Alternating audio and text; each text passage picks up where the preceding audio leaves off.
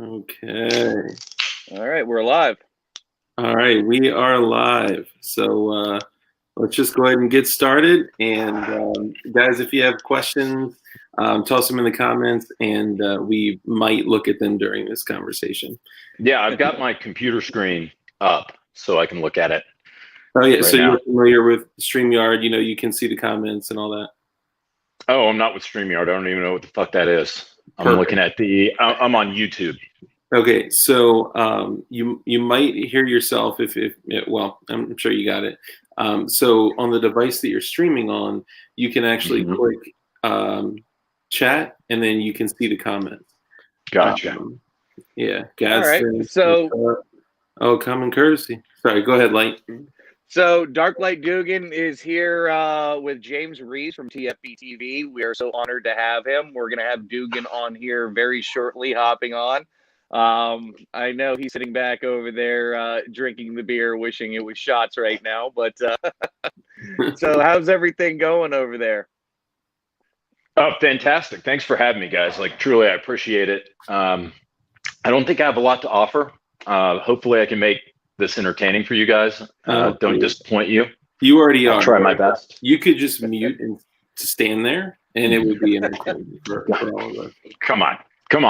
Anyone that has an Ameriflage Ruger P95?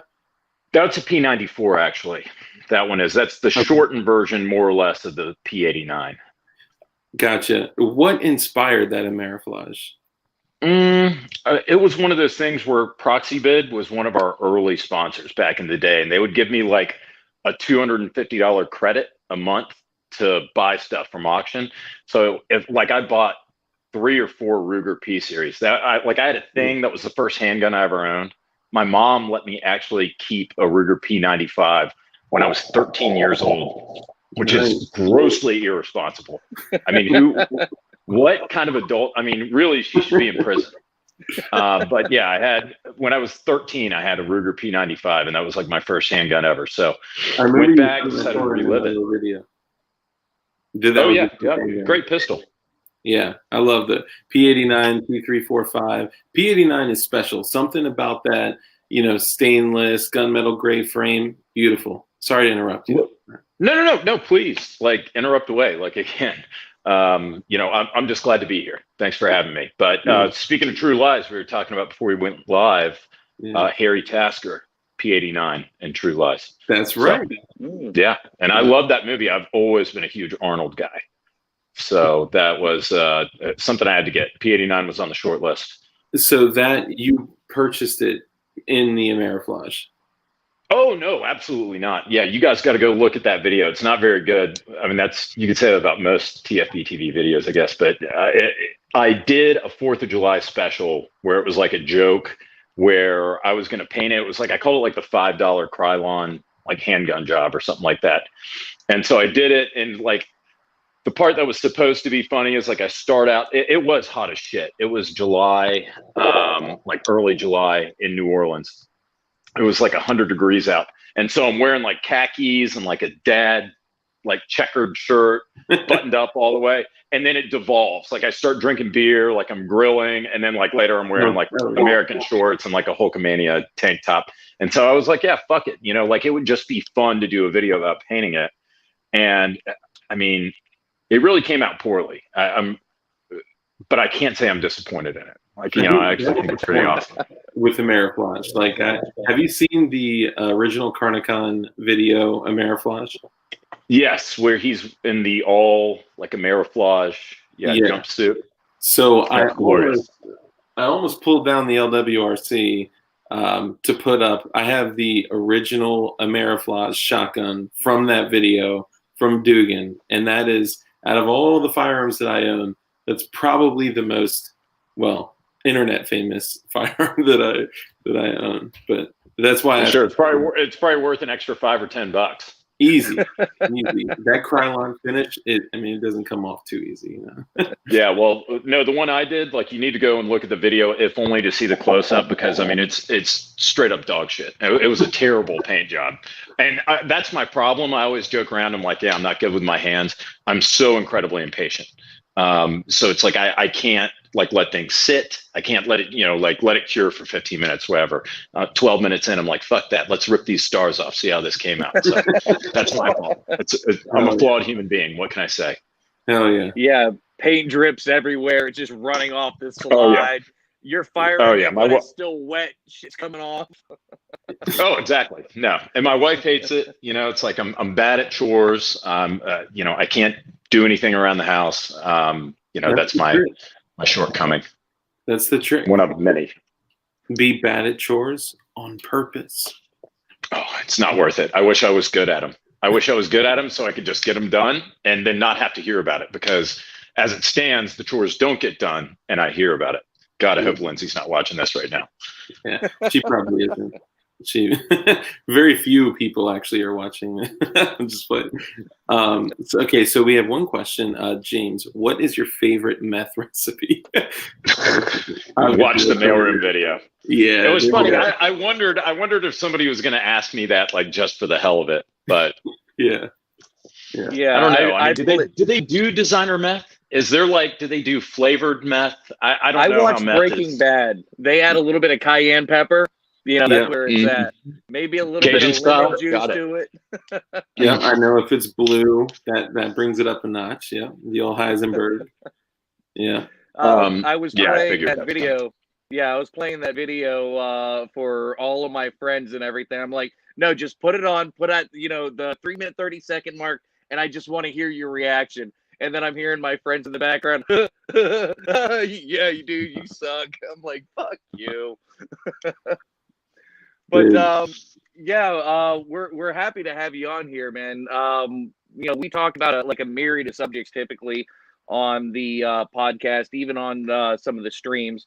Ranging everything from self-sufficiency, how to become independent, kind of give people like a backstory on how the pollution of our society happened from years ago all the way into where we're at now. And, we don't try to be conspiratorial. We don't try to incite anything or tell people to be mean to each other. We just want people to open their eyes and see that, almost everything that you're looking at and put your hands on is a form of manipulation to be able to take your ability to be independent and, self-sufficient, take yourself off the grid one little step at a time here or there. So, nobody's just controlling your water, your food, stuff of that nature. So we try to, do things informative. And with the podcast, it was basically to give everybody who's listened to Dugan a voice to be able to chat with him and pick his brain or, say their side of the story, what they see, disagree, whatever. And everything, believe it or not, I mean, I know I'm going to jinx myself. We really haven't had any trolls. And, I know this is the internet. So I'm really, really waiting, but nothing's happened so far. So I think it's all good news right now. See, I love that. That sounds great. I mean, this is actually, believe it or not, I lied about being in Florida. This is under the Mojave Desert. This is my homestead right here. I've got a water purifier or whatever the fuck you would have in here. No. No, I'm glad. I mean, whatever. I'm not not a prepper, but I'm not a prepper either. I mean, if you have hurricanes, you have to deal with some of that stuff. All I'm going to say is I listened to the Cody Wilson podcast. And if Dugan comes on here and starts talking about the Matrix, I'm going to fucking leave. That's all I'm saying. We're with you. Hold on. We got to guess. Is Dugan, there we go. Durgan Schmershly. How's it going? We got the red Kevlar. How's everybody doing? What's up, Doug? We were just talking about the Matrix. Yeah. The Matrix. What about it? Just being silly. What were we talking about the Matrix about? Me, Dugan, Ashley in the flesh, kind of. He was saying if you start talking about the Matrix, he listened to the Cody Wilson podcast. He's like, I'm out here, y'all. I'm out if he starts talking about that. I'd be out just because it was the year 2000. Come on. First time a Gen 3 Glock appeared in a movie. Matrix 1, 1999. Yeah. Really? No Yep. way. You know where I learned that? That's right. It was Here before for me. it was before Y2K. TFBTV, yeah. Just to add on a little bit to what Light was just saying, regarding like our channel, I think a lot of times when you see these, prepper channels and channels that get really political, it can be confused with like, people encouraging, extra security, which can be confused with like prepping for violence or encouraging violence. And we encourage compassion and care and taking care, like community, and just kind of a different aspect of what you typically see. And at the same time, helping people be as safe and as dangerous as possible. Well, let me stop you right there, because no, go ahead. It would help you. It would help if you quit saying prepper all the time, Dart. Come on. You're right. I'm conceding to what people understand. You're right. Well, and just to cut to the chase of something I assume is going to come up at some point, people always ask like, hey, and we can get into it more later, but people are like, why doesn't TFBTV do politics? And much of that is about divorcing an ideology from practicality. In other words, I don't want in the future guns to be associated with like whatever the mainstream associates guns with. Like I want everyone to say, hey, guns are kind of cool. So, I mean, it sounds like you guys are talking about functionally the same thing. You're saying, prepper is like a bad word, there's a negative association in many aspects of society when you say something like prepper, or you talk about, I don't know, all the weird shit that you guys love doing. I say that in the most endearing way. But I mean, it's a big deal. So you don't have to explain that to me. I mean, I think it's cool. Like the only thing I'd add to it that I am an extremist, though. That's the only thing I put in. Yeah, I mean that's and see, that's the other thing is like I'm a moderate, and I'm not like I'm a moderate with everything across the board, everything. Like I'm an extremism. Extremist for life. I love life. I love living and the experience in the short time that I've got. That we all have. Okay. Well, I'll give you a pass on that. No, seriously. I mean, I find like a lot of times you have extremism. Oh God, here we go. Like I was like, man, hopefully we don't get philosophical on this. Like we just talk about guns and boobies and true lies, but here we are. No, it's like extremism. Like when you become an extremist in anything, then it's like you stop questioning yourself and you stop inspecting like what you do, your own motives. So that's why like I'm not big on extremism for anything. Like I gotta be totally straight up. Like I'm not sure if extremists exist other than people that create the term extremism and then apply it, and then people are like they wear it like they're shopping for a coat or something. They're like, yeah, I could be a little more extreme. Let me try that on. And they're like, oh yeah, I'm not sure. I'm not entirely convinced that extremism even exists as like a definable quality outside of I mean, if you're willing to hijack a plane and fly it into the goddamn World Trade Center, I would say that could count. I mean, I'm not an expert. Yeah. Okay. I'm just saying. I mean, you've proven your point. It's like I believe you. I believe you're into this shit. Well, there's other things. Like it's extreme also to like, for no good reason at all, just toss all the tea in the river. Like that's also extreme. There's a lot of things that are extreme. I mean, and these are different things. They're different, but I just mean that like humanity is extreme. Like all of humanity is extreme unless we're just like gray Plato or something. I think it's the way that we tend, the proverbial we tend to use the word extremist, just like the word prepper, right? It's misused. So flying planes in the towers, yes, extremist. feeling a specific way about the function of certain things in our world, or being committed to self-sufficiency or independence. I don't think that's extreme. Well, I mean, it's used like as a pejorative. Like that's the thing, is it's used like there's a connotation, there's a denotation, and again, I want to stop going down this goddamn road because like this early, I mean, right? Yeah. Well, hey, then let me change the subject. I think you'll like this one. All right, so we have a welfare system in America. Now, mind you, listen to this. I think there should be a bill passed, just like with the stimulus checks, where everybody in America is mandated to carry a pistol. And it's going to be an American-made pistol, and everybody gets their welfare pistol, which is going to be a Highpoint.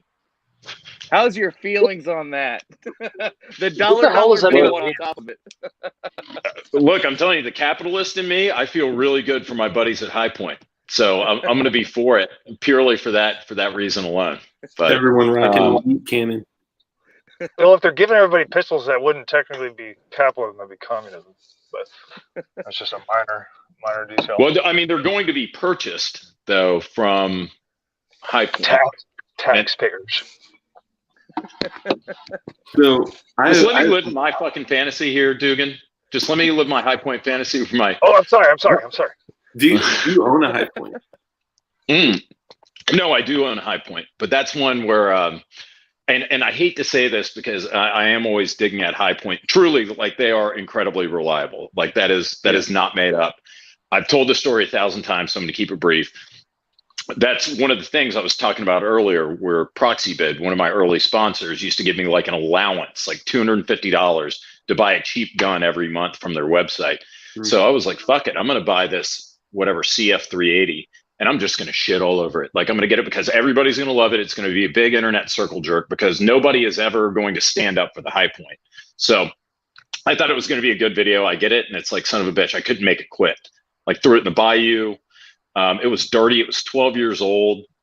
Drag it through the mud, and it ran just fine. So I had to tell the truth, and the truth was the gun runs. And then Highpoint reached out to me, and they're like, dude, we really appreciate you doing that. And so they sent me a Highpoint C9. I actually sent it off and had it milled for an optic, Duracoated. I haven't unveiled it yet, but I did that about a year ago. So I do own it. If I ever came back, it would only be to be the official sponsor for HoloSun, and they'd have to give me complete control over their entire branding. So I would make a HoloSun logo that looked exactly like the Glock logo with an H. And I would write the slogan as perfection. It'd be like HoloSun perfection. and then they just have commercial. I would just have commercials where I would take guns that were way too hardcore to have a HoloSun on, and I would just like shoot them into the dirt, like just run them, just run them till they're red hot, and just be like, this site works. Like, are you talking like a red dot on like a just whatever, just something that's like not a commercial, like you got an idea of what the commercial gun is going to be to pimp an optic, and then you have something that's just like run like so hard, just like a battle worn like 100,000 round. I don't know what. It's just the idea in my head, but just have like a gun, like just to show, because it's like HoloSun. They're just like, they're just like ripping Swedish technology, but it's so cheap and so it works so well that it's like it works. It really does. Yeah, it does. A barrel-mounted HoloSun on a Mod Deuce. Yeah. Oh yeah. I did see a guy at the range with what's that semi-auto Barrett which the 107 or the 107? Yeah, 107 with Magpul flip-up sights on a 50-yard range. I just think he, didn't have any other place to shoot it and wanted to run some rounds through it. I was like, kudos. So I wanted to ask some questions for you, James. You had shared something when we were exchanging emails about the first like Behind the Gun podcast, kind of talking about your introduction to the world of firearms. Like, how did you get into this? Yeah, so my dad was a Marine. My dad's old as shit. He's 83. He was 45 when he had me. So like old grizzled Marine. And the first time I shot a rifle, I mean, I couldn't have been older than 10, like 8, 9, 10. And it was an SKS 7.62-39. And then I was in love after that. And my dad's always collected guns. Go ahead. No, I was just saying that's a good one to get in on. Yeah. SKS. Yeah, it was really cool because, I mean, especially it was Chinese SKS. It was heavy as shit. And it's you felt, at least when you're 9 or 10, it's holy shit, that's a lot of power, but there wasn't a lot of recoil and it was fun. So I got all in, I think when I was in elementary school. I got called to the principal's office with my parents because I was bringing the shotgun news to class and cutting out pictures and putting them in a Ziploc bag and keeping them in my backpack. That's normal. So, well, and then there was only I went to a really small private school. And so it was all, people who weren't used to that, to seeing that kind of thing. And there were 5 boys in my entire class. So you didn't they were wear a trench coat, did you? Dude, that's the thing. I used to have hair down to here. No would wear way. a flannel. Swear to God, would wear a flannel shirt, Jinko jeans. Dude, I was all into. I was a big grunger. Are you gonna do that again? Mm. You got to do that again. Dude, at least for a year. Just for a year. Come on. It was so Come embarrassing. on, we got to bring Jinko jeans back, man, for real. I can't believe that you used to have long hair and you're not gonna do. I mean, you got dude, the audience. yeah, shoulder bring the length. hair. Bring the long hair back, just temporary. It's just a phase. It would look good. Back. It would look good. Not gonna lie. At least some really good. Brandon Herrera style, Yeah. No. I couldn't do that. Couldn't pull that off. All right. So at that point, you get given a P95 when you're 13. Yeah. We went. I went with my mom to something. My parents got divorced when I was 4, so my mom let me have my first gun. Was a Remington 870 that I had saved up for. Was 20 gauge Remington 870, maybe a Wingmaster, can't remember. I'm one of those guys. I'm not a gun collector, so it's I sell stuff. I think I sold that gun when I was 21. I have no sentimental attachment to anything except the Amerifloss Ruger P94. He's not a collector. He's a gun gripper. He grips them. Toy. So mom, we went to some sporting goods store in Tallahassee, Florida, and it was $300 for a Ruger P95. And I don't even know the details. It was a terrible idea. I don't know how there wasn't an accident at some point. ND, but there wasn't, things were fine. And then finally, I'm in college, I turned 21. I applied for a job at Oshman's, which may have been the place where my mom bought this gun in Tallahassee. So I applied for a job at Oshman's. There's this guy named John Scott there, super nice guy. What's the place called? You're going to be what's that? What's the place called? Oshman's. It's not in business anymore. Oh. It was in, I think, the Tallahassee Mall. There were 2 malls in Tallahassee. One was Governor's, and one was the shithole one. It was Tallahassee Mall. I mean, after all this time, I can't believe that you'd admit to working there. Well, I didn't admit to working there because I never worked there. I went there and I applied, and they didn't give me the job because I don't know dick about fishing. So I know that my prepper credits just went down. Fishing? Fishing. Yeah, I don't know shit about fishing. Oh, I thought you said Auschwitz. Sorry. Oh, Jesus Christ. Here we go. Fuck's sake. So anyways, this dude, John Scott, he interviews me, super nice guy, but he's dude, we can't hire you. So I applied for my FFL. Got it from a field agent in Orlando who I think was retiring and just didn't give a fuck because I was in my college apartment. And how an FFL gets approved for a college apartment, it's 314 Westwood Drive. Get approved at this apartment. First set of guns I buy 6 Ruger or 6 Smith 642s because Davidson's did this deal where it was buy 5, get 1 free. It's all right, I'll sell 5 of these at cost at a gun show. And then I've got a free, basically a free J-frame for myself. Yeah. So I did that, and it was so easy. And so next thing you know, I'm buying. And then a year and a half later, I think I've sold around 3,500 guns. You're going into my college apartment.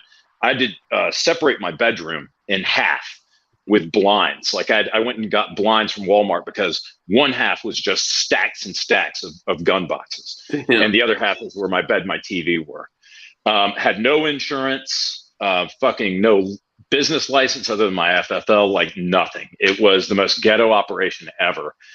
I get a phone call from SIG. There was a guy named Bill Silver he started Interstate Arms, which is in Billerica, their distributor. He went to SIG after that, and then he left SIG to go to Kalashnikov a few years after that. But when he was at SIG, he called me and said, "Hey, look, we want to take you out to lunch." So I'm like, okay, this is like kind of weird, but whatever. I had no reason. I had no idea why they were doing this, like what reason they had to take me out to lunch. So they take me to fucking Chili's, and the guy who takes me to Chili's is John Scott, who is the guy who didn't hire me at Oshman's. He was working for SIG. Like once Oshman's went under, they hired him. So John Scott is like, "Hey, congratulations. You sold the second most SIGs in the state of Florida last year." So that was kind of cool. And now John is at B&T. So if you look at the B&T videos we just did for Gunfest, I'm interviewing John Scott. So now I've known that guy for like almost 20 years. I started doing all of this just because I didn't get a job at Oshman's. So here I am. It's crazy how that is. It's also a very small world, you know. But people don't realize that the firearms community. I hate that word. I need to stop saying that. I've been tricked into saying that by hearing it so many times. What's your problem with the word Americans community? The term. I don't like the term community because it puts a separation between the fact that firearms are just firearms. It's like a technology for Americans, and Americans have, the right, of I dig it. Okay. Yeah, it's kind of like I'm a big advocate of the shovel community. Well, it's like if you can put a label on a community, then it's like then you can isolate and corral it like as a concept, even though it's not physically like that. Like it's not really like that, but it's just kind of easing people into like, let's put it in a box. There we go. Now let's just put that box up back in the corner and kick it out the window. There it goes. No, that explanation jives with like everything that I'm trying to accomplish. So I appreciate it. I was just curious. Yeah. No, it's just a personal thing. But I think it's a great thing. People with guns in the United States, Americans with guns, and that work in manufacturing and distribution and marketing and all that stuff. It's very small, way smaller than people. Absolutely.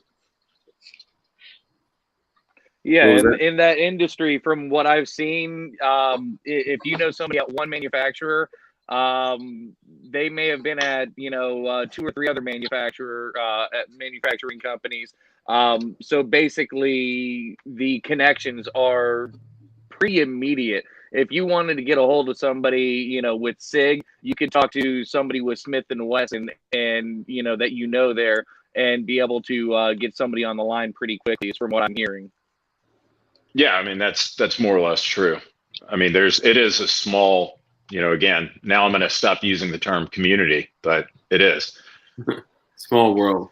I remember my introduction to, I was just doing sales behind the counter at a local gun shop, and I remember it was like the coveted SHOT Show. Like, man, if I could just go to SHOT Show. Then one year I ended up going, and then the second year I hated it, and then I never wanted to go again. And then I got out of the firearms industry. But why did you hate it? I think so the first year it was like exploration. It was like just the wow factor. I met Mark Serbu, who we've talked to before. Serbu's rad. Yeah, he's cool as shit. That's why I bought a Super Shorty. Which I think I'm going to now designate the Triple S just because. But I don't know. It was cool because it was like the introduction of something so big. Like, I don't know. It was just overwhelming. And it was cool. And then the second year, it was the same shit and it was work. And it was a bunch of guys elbow to asshole breathing on you. Looking at your tag, scanning you. I was just like, dude, this is whack. I'm just gonna go. Yeah, it's had it. I mean, I got kind of the same, well, it's like twofold. Number one is Vegas. So if you haven't been to Vegas, Vegas is very like, you get to Vegas and it's, you can be surprised depending on where you're from. You can be surprised by like the level of electronic advertisement and the level of Ferrari, Lamborghini-ness of the streets and stuff. But you get there a few years in a row, and then you start to take the shortcuts from the hotel to SHOT, and you start to walk through the back ways and stuff, and then you start to see that it's just like a paper city, and there's not really, it's just entirely propped up on money and always has been. And then SHOT, it's like the best way to describe SHOT, I mean, not manufacturers, right? Like people that are in shows and trade shows and stuff. I mean, it's like there's very passionate people, and the manufacturers that are around in firearms industry are, they're pushing it forward and keeping it alive. So this isn't like a dig on them or anything, but it's like some of the I know some manufacturers, like there's a big manufacturer that told me a story one time that the OG like back in the 90s, doing SHOT in like the 90s, and how they used to get their posters, like when they went to SHOT, they would have to cover their posters because they'd have ARs on them, and like the ARs weren't, it wasn't the right time, it's like not cool.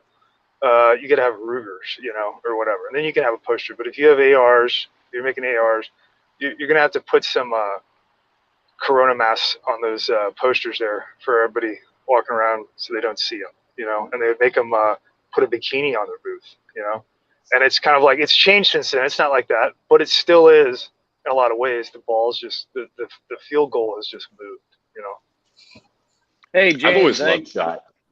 Go ahead. Oh, I was gonna say, I know you've seen Dugan before, and here's your chance to be able to throw out a question for him. Anything, or just shit on me, whatever. Yeah. You into that kind of thing? No. No, actually, like I truly, like, I don't consume a lot of YouTube.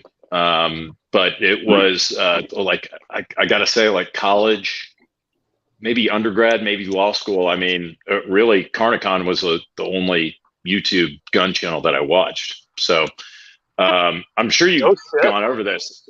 Yeah, dude, dead serious. So that always surprises me, because when I was doing it, I always feel like surprised that people were watching it. You know what I mean? Because I always thought it was just going to be like a handful of people watching it. Well, now that's where I am. I mean, that's how I feel whenever people are like, when people are, you run into somebody and they're like, hey man, I really like your channel, or I appreciate your channel. It's surreal, but no, I always appreciate your work. I mean, I'm sure you've gone over this 100 times, and people ask you all the time, like, why did you stop? Because that's what I want to know. I really enjoyed your content. Yeah, I mean, I think ultimately, like a lot of thought really didn't go into it.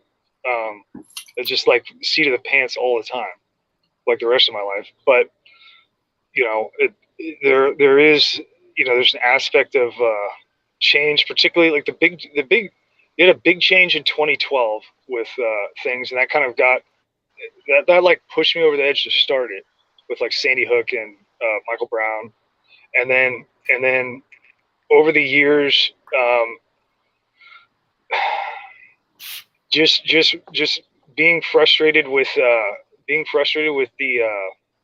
mostly like the money captivation model of YouTube, which is necessitated, right? Because it's like the lifeblood. Like you can't have somebody, the amount of time that it takes to do editing and blocking and like planning out content to give to people for entertainment. It necessitates like you have to have a lifeblood model of funding. And for me, it was always about I always wanted to take Carnicon into a continuous, more like SketchCom. Like I always wanted to do like longer pieces that were continuously flowing and had like greater developing story and character and stuff like that. And it's just like not, the only way to do it is with funding. And I just hated I was frustrated with that artistically, and I was also like foreseeing everything that's coming now, and like not sure how to do it, not sure how to talk about it, and being unable to, and being like the ultimate straw was coming to the realization that, like, for me personally, I wasn't true to myself. If I kept, there's an expectation of like continuing on and increasing the entertainment aspect of it, which on one hand I like. On the other hand, to do that, I have to ignore all of the things that are important to be talking about, that America's not talked about at all and refuses to talk about. And we haven't become mature enough yet to get there at all. And it kind of like ate at my soul.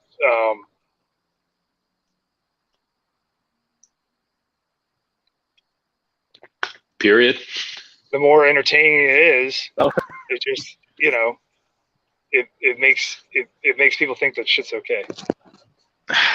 Yeah, I mean, like, I guess I understand where you're coming from. I disagree, but I understand where you're coming from. I mean, I think you could have continued to do it. And I know, like, there's nobody who hates internet prostitution more than I do. And you're right, like, to an extent, you have to do it. There are ways to do it without, like, flat out shilling. And that's something that I've always talked about that's important to me. We have sponsorships, of course. And fortunately, it's like I've gotten to actually wind down my legal practice a little bit to wind up doing, like, more YouTube stuff because of that.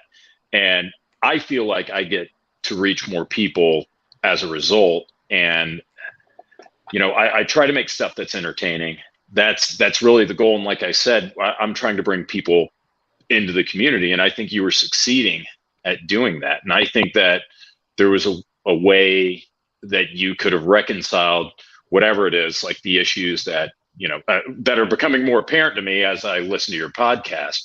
I think you could have reconciled the two things. And I think you could have wielded more influence and accomplished your ends. Maybe in the future.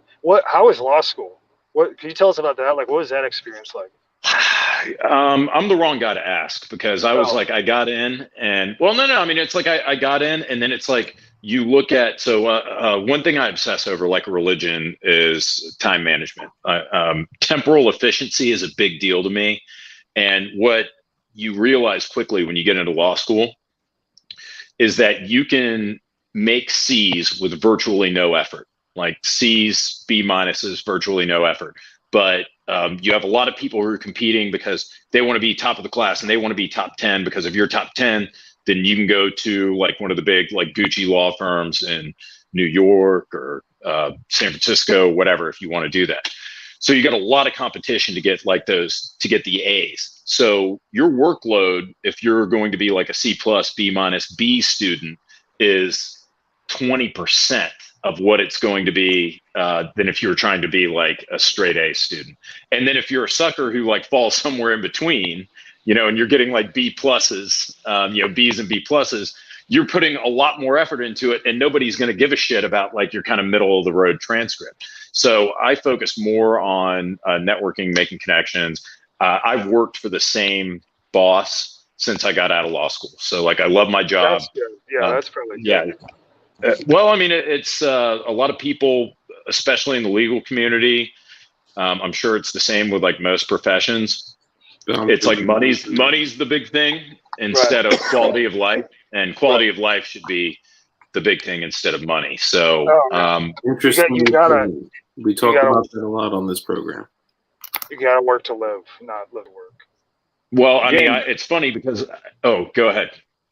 I was just going to say, you made the comment saying that we look like a group of people on security cam footage stealing copper from houses under construction. Now we look like we're talking to our legal counsel on a Zoom meeting. Yeah, this is the problem. It was only like 4 kilograms of copper. Okay, it wasn't even. It was probably dilute. It was probably dilute copper. It wasn't even the good stuff. They were gonna throw it away anyway. So that's like what, 8.8 pounds? Look, it was just a little constructive criticism. Like I'm talking to this handsome bearded lumberjack here, and then this guy who looks like a stockbroker, and then fucking Cyclops. Yeah, light. Yeah, dark. What the fuck, I'm guys? lumberjack. Hey, so I you're get my you're the lumberjack. you were into. You said you were into temporal efficiency. Do you ever Efficiency, do? yeah. Do you ever do like metronomic training with a gun where you take, like, when you're shooting? If you haven't done this, I would highly recommend it. Get a little Korg metronome, like the digital metronomes.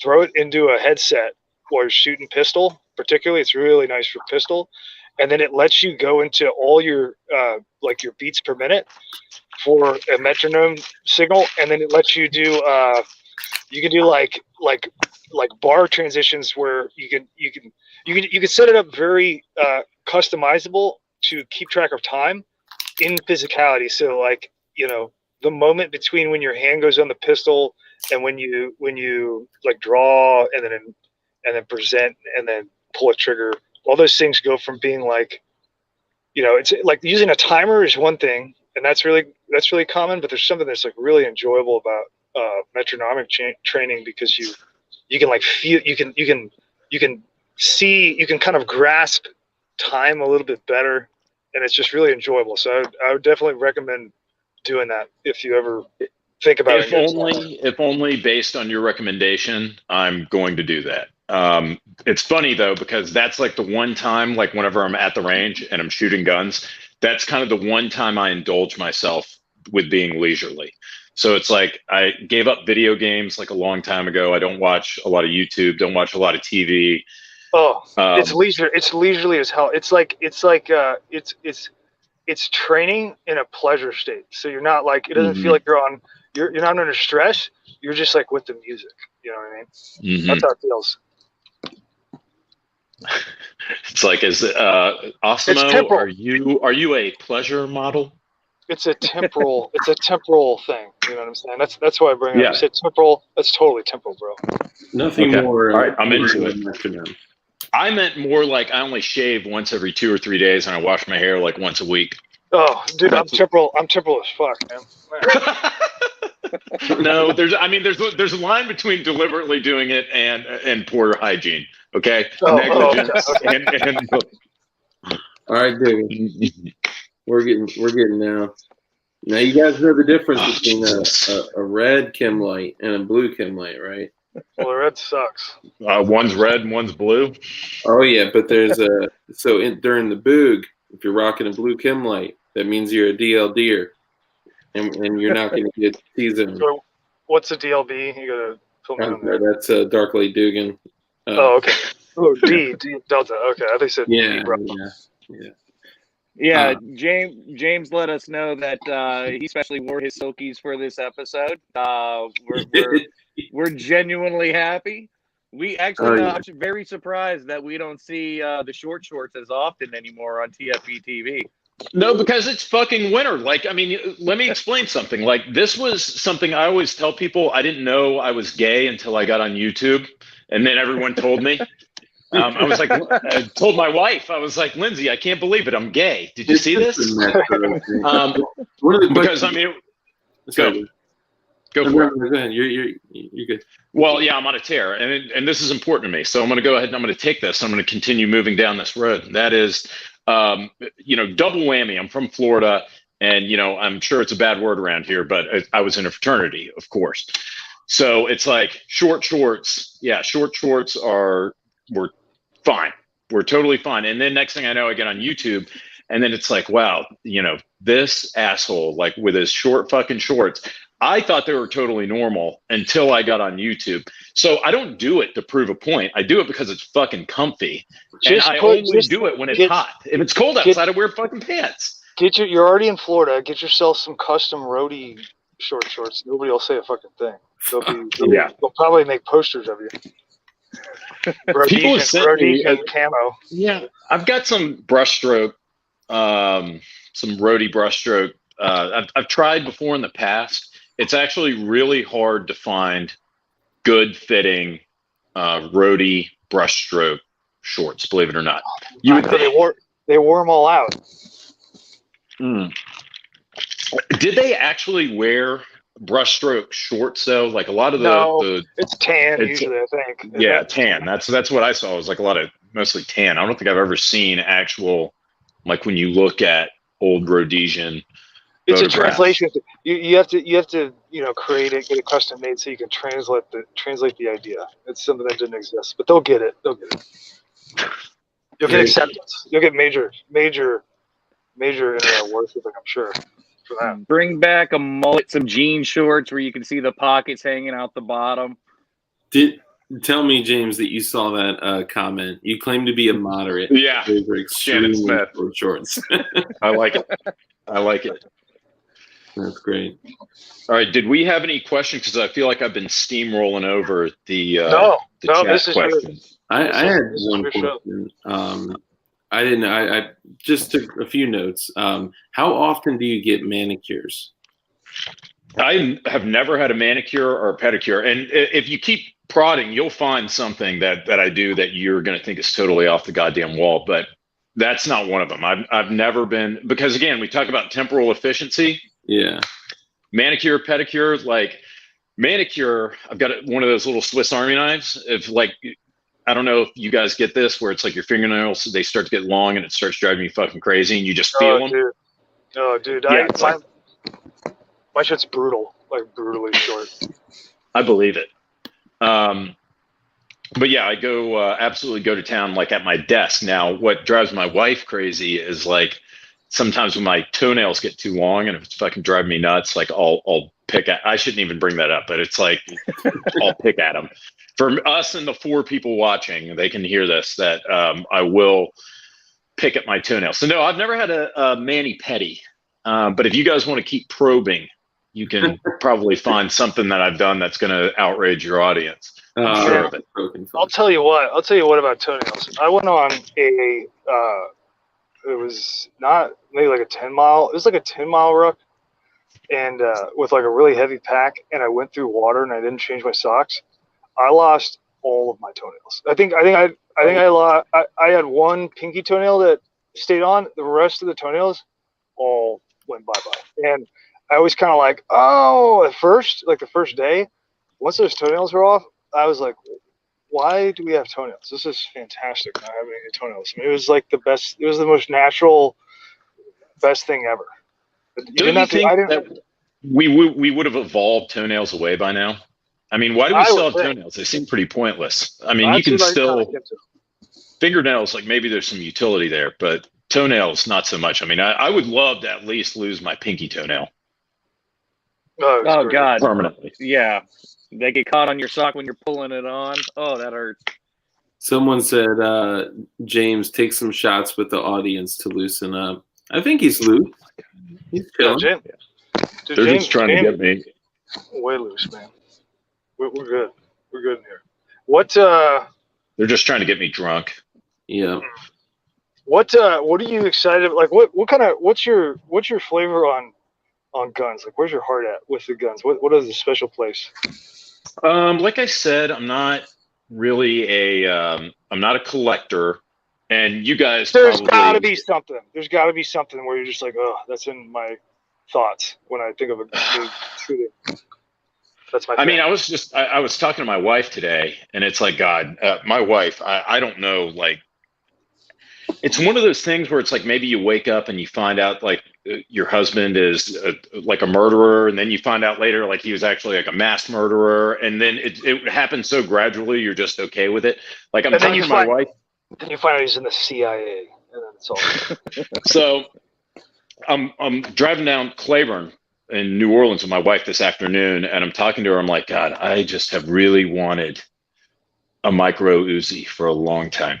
Like, I mean that and. Yeah, and she's she doesn't react in any other way except like it's totally normal conversation. She's like, do you want a mini or a micro? What's the difference?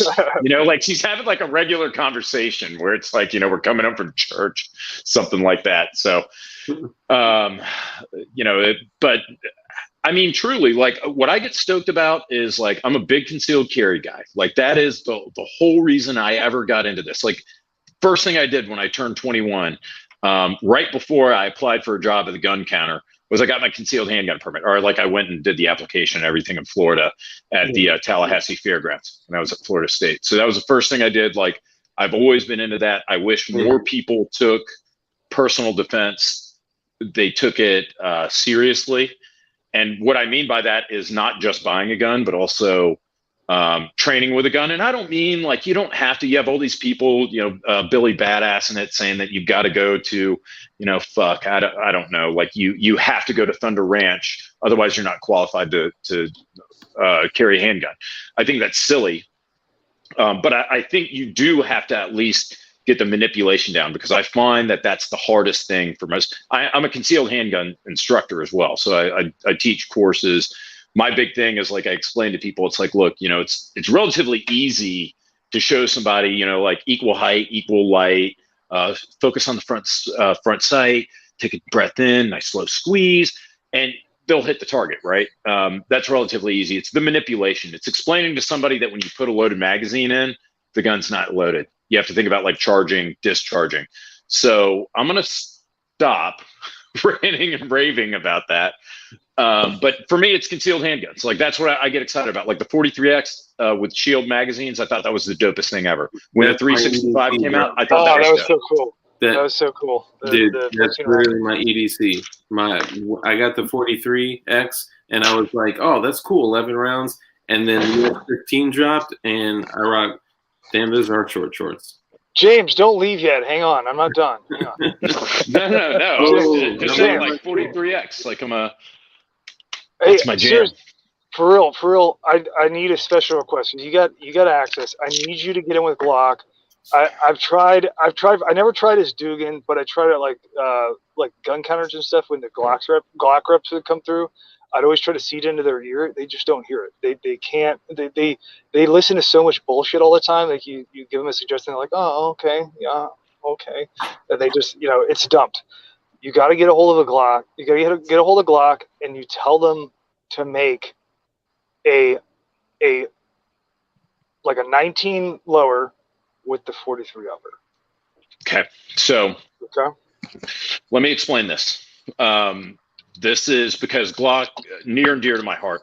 Or 26, a Glock 19 lower with a 43 type upper, but like 26 length with the threaded barrel, so that when I put on my can, it's like the size of a. I can't tell if you're just fucking with me at this point, but let me just, regardless, we'll just look past that, because I've got the answer would be the same regardless, and that is that Glock, they're a really interesting and really complex company. And truly, like I've always loved Glocks, and I love Glock as a company, but they are extremely complicated. True story, I went to their Christmas party in Deutsch Wagram last year, and that was like one of the coolest things that I've ever done. Like that, that's when I was like, this is all worth it. It was all worth it. I got to go to the goddamn Glock Christmas party in Austria. Did you wear Splinterwaffen shorts? See, I mean, that's the thing. No, I legit bought lederhosen.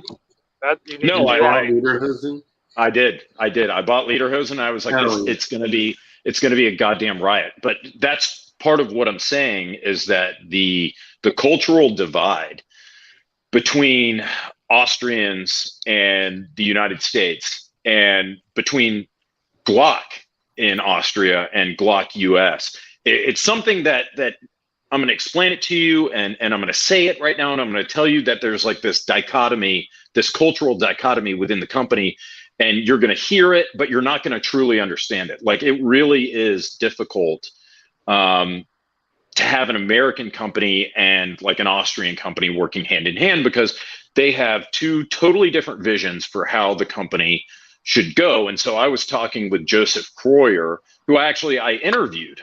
There's a full 45-minute interview with Joseph Croyer, the chief engineer at Glock in Austria. I have a full, completely cut, completely produced, uploaded video on YouTube. Glock watched it. They were there. We did the interview in Gaston Glock's office in Austria. Wow. Glock watched the video, and they said, we can't do this. Like, this is too much. It's too much information. Like, they're very, very secretive. And so I'm talking with Joseph Croyer, and I'm like, hey, look, tell me, like, what's the deal with the shield mags? Like, you guys know about them clearly. Oh yeah, I know about the shield mags. Why don't you guys do it? Like, when all you have to do is take off this fucking silly plastic shell that you have, and they say, oh well, the thing is with the shell, it makes Glock magazines the most durable magazines in the world, because you've got this polymer shell over this hardened steel magazine body. And it's like, okay, who's complaining about their SIG 226 steel mag bodies failing? Who's complaining about their CZ75 mag bodies failing? Who's complaining about their Metgar Beretta 92 mags failing? Who's complaining about their Kel-Tec magazines, metal magazines, like fucking falling apart? Like, that's maybe the one thing that doesn't break on a Kel-Tec, right? James, this is the whole thing, right? You gotta go with the flow, right? So they want the mags, that's fine. Everybody's already got their Glock mags.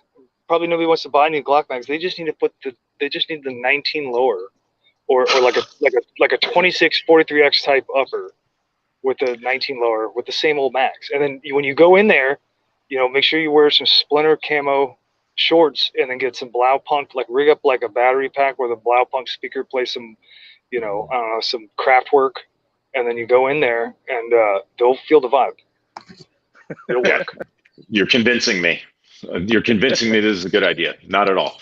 But no, I mean, all I'm trying to say is it's just like they're a very complex company, and it's interesting. Like, it's hard to get them to do anything, but they make some of the best guns on the fucking planet. So it is what it is. I'll take it. You did a video.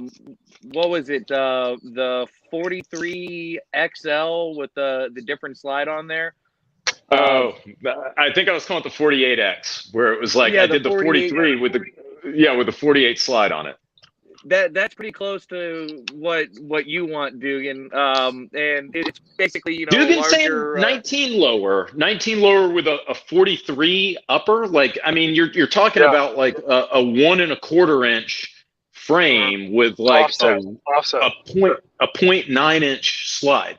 Yeah, and then just seam it, just like make it seamless in the transition. Dude, what are you loading up your vape pen with? What the fuck are you talking about? Why would you want that?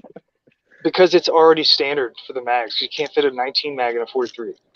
Who fucking cares? Buy new magazines. They're like fucking $15. Just I got 100 of them. I don't want to buy 100 new mags. I want to use the same mags. Everybody's like, I'm telling you, because you're trying to see how if you go and argue with them about doing steel mags, then they want us to unglock the Glock. You don't want to unglock the Glock. Let them keep the Glock. Just get the good shit. Glock sure, inception, that's what your definition of the good shit is. It's like when you got to make somebody think it's their idea. That kind of thing. Right. I could do that with Lederhosen. Okay. I support that. Get a beer stein. Okay. What else? We have any audience questions before let's field keep some raving? audience. James, we'll let you. I mean, if you're daring enough to read something from the audience, pick something and we can go that way also. Let's see. James, what AKs do you own? Which is your favorite? And have you tried a WBP Fox? I think the WBP Fox, I think that might be, is that the new Polish job? What the fuck is a Fox? I think it might be a new, like, Polish AK. I could be totally wrong on that. But is it a Tantal? No. I think there's like there are some new guns like Atlantic every now and then. Atlantic Firearms. I just check their AK page just for like gun. Okay, so Dugan, this actually indirectly answers the question that you asked me earlier, where it's like, what guns do you think about? Like, do you get jacked about? Okay. Everybody shut up. Let James talk. AKs, I think, are completely and totally impractical, and I have like 9 or 10 of them. I have 10 of them now, so it's totally impractical. No sense in having an AK. I think if you have a perfectly functional AR, but I mean, I did a video where it's like my AK collection. I did I talked about all 9 at the time, 9 AKs that I owned, but it's like really. I saw that one.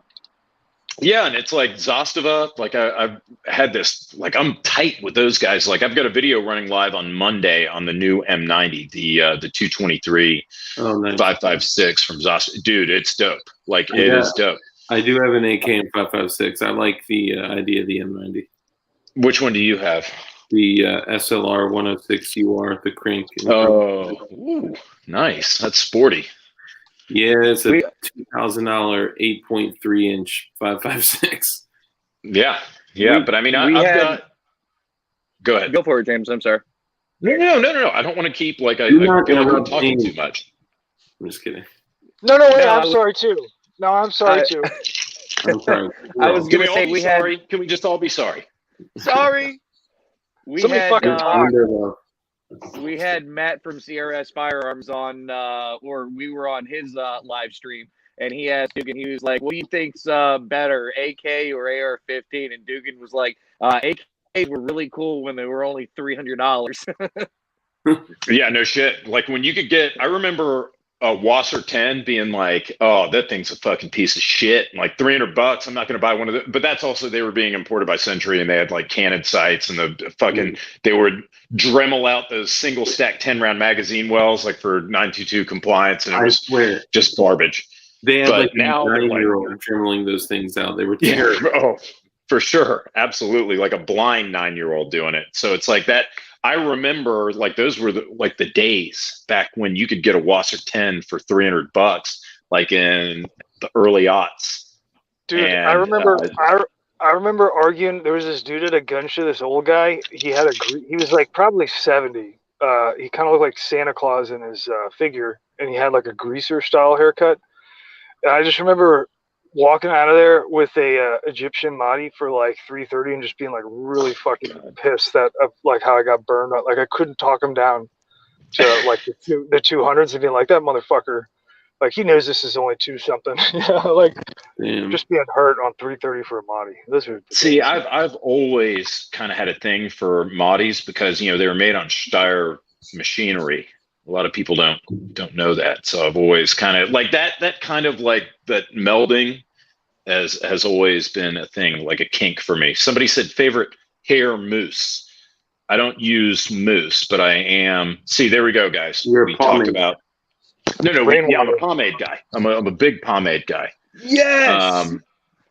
We talked about. I told you we'd be able to hit on something super soon that would outrage your viewers, and that is I'm a big Axe pomade guy. It's the purple can that you can get from Walgreens for like $5. It's actually pretty nice stuff. I just want to say for anybody, any of the audience that don't be self-conscious about James' hair or anything like that. I mean, I know there's babies don't have hair, neither do guys with high T. They may be going through balding and stuff. And this is, you just have to This is just, we're just talking here, okay? So don't get sensitive about it. I'm graying super fast too. It's like my dad, when he was in his like late 40s, early 50s, was totally gray. So it's right around the corner, boys. Unfortunately, there's a difference between graying and like the George Clooney salt and pepper look. I think you're doing all right, man. James, have you ever built a traditional bow? And what brace height do you prefer?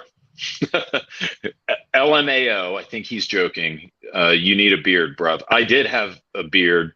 My wife was absolutely fucking outraged when I had a beard. She hated it. That's more my fault than her fault because like I grow a disgusting pube beard. I'm one of those guys that can't get like that thick, bushy beard. Sad story. I'm gonna stop now. I shaved my beard earlier this week, and my daughter walked in. She didn't realize that I shaved. And she turned around, gave me the dirtiest look, felt my face, and she was like, "Daddy, I don't like that," and then walked off. I'm like, okay. My daughter did the same thing. Like, God, you guys all have kids. Yeah, I got one that I know of. Okay, all right, here we go. Somebody is like, there's some conversation about the FMG. So, of course, yeah, I knew about the FMG in advance, but I'm talking like I found out like 1 or 2 weeks before everybody else. Coincidentally, there are 2 other companies talking about making an FMG that didn't know that Magpul was bringing it back. So it's like all the same time. Yeah. So one of them is a big company who I think, this is pure supposition on my part, because I think that they're going to scuttle those plans. But then the other one is another company that would do that sort of thing. And I think that they're going to push forward with it. And I heard their idea for it, and it's going to be pretty good. Gosh, I wish I could say more. I'm sorry, that was totally lame. I shouldn't have even brought it up. But it's just funny that coincidentally, before Magpul came out and said, we're making the FMG9 again, you had two other companies who independently said something to me that they were also planning to make the FMG9. And it sounds like one of them is well into it at this point. Well, and there's some, you signed some NDAs, like there's shit you can't talk about right now, right? It's going to be a little while. Yeah, but it's also like I have NDAs with companies, but it's to me it's more important than like how about I just fucking keep my word? Well, how about I just keep my word and not be a fucking scumbag? Like you know, like I'm not. I thought you were gonna say you don't give a fuck. No. I mean, like I consider myself to be like I tell people that I'm like a lockbox. You know, I'm a black hole for information. So it's like I like it when people share stuff with me, and it's like I want to tell them, you know, I want to tell everybody about it because I'm so excited about it. So it's actually it's like torture. But if everybody could plug your ears, I'm going to tell James some secrets. Put your fingers in your ears. Well, I mean, you know, it's like it's cool because like I get to find stuff out, and I'm genuinely interested. Like I got into this because I fucking like guns. Like that's why I got into this. That's how I got into this. And so it's like when I think it's neat, and like I hope people can trust me. And it seems like to me it's very flattering when somebody's like, hey James, you know, they don't have a piece of paper that are like, hey, sign here. They're like, let us tell you about this thing because we know that you're not going to say anything about it. And like to me, that's something I'm proud of. Yeah. So I want to see you guys do a review on that the Kel-Tec P50 that's coming out. That looks sick as hell. I mean, I don't know why. I like it a lot. I like it too. No, and people give Kel-Tec a hard time. I'm way into Kel-Tec. Yeah, I was at Kel-Tec a few weeks ago, and what I said to them, I suggest those guys are really fucking cool, by the way. If you want to talk about like one of the coolest companies with people who are just fun, you know, just fucking fun to hang out with and talk to. They're straight up. Kel-Tec. Yeah, they're great dudes. Like they've got everyone there has a good sense of humor. So I'm going to go back and do more content with them. But I was just there to do the P50. And it's like, I shot it. I thought it was awesome. There were people that were like bitching about the fact that, you know, it reloads like a staple gun, you know, like you open it up and drop the mag in there and it's like you pop it down, but it's like, dude, but you only have to do that one time and you're getting 50 rounds. And then on top of that, I mean, 5.7 ballistics are just fucking bananas, and coming out of a 9-inch barrel and it's threaded. The one thing that supremely pisses me off, like I would legit own one of those. It shot really well. I mean, we mag dumped it. I mean, you know, sounds kind of funny to say that because it's like, you know, we shot like 200 or 300 rounds through it. For all I know, at 500 rounds, it fucking falls apart. But when the 300 rounds we shot through it ran great. No way to attach a stock. No way. They've got a sling swivel in the back, and they're like, they think somebody's going to like 3D print or mill like some kind of implement that'll have like 1913 on it, and you'll be able to do, you know, like MPX style stocks on it. But I mean, it's like that to me, it was like, I was super disappointed. I hope they changed that. I was watching that and I saw the only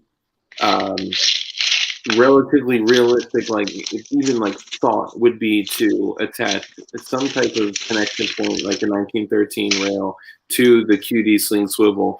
In my mind, if that is how it is done, I will be terribly, I'll just be upset. because and it can't be that sturdy if you do it that way, you know. Exactly. Yeah. I was assuming you've seen the old pistol grips for the Glocks that go into the plug area. I was thinking like a 1913 rail and plugging into the bottom of the pistol grip at the same time. Get 2 points of contact. That looked like the most efficient way to be able to have something sturdy on there, from what I was looking at.